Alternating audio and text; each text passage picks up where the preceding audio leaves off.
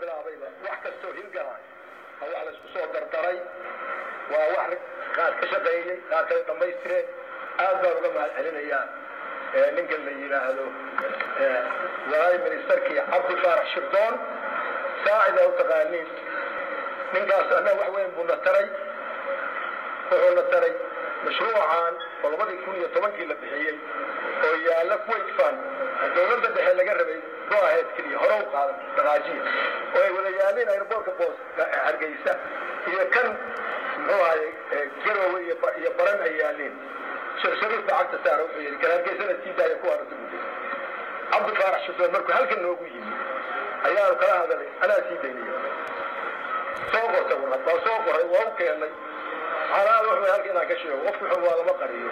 نيجي وزير كه وقلنا له كل شيء ماشي وهو في على هذا ملام معارضة دولة عبد الولي وطلع كوا وحبي معارضة ولي قول أيه اللي يورد عن كذا وحي غالي ما يهدا البورد على كيف تجي الجزيرة يفار حسن ودري لا هذا يجا كوي فندقي أبو فارش دوم على الجاي فهم هذا أنا تقاني وحي واحد وحي واحد ما سوساس ما سووا كذا هذا قال قاعد يقرأ ويسكوني في هذا الوصول بعان تكلم لكن هاي ربورك بوصي يقرأ تاريخ محمد سياد بن مصر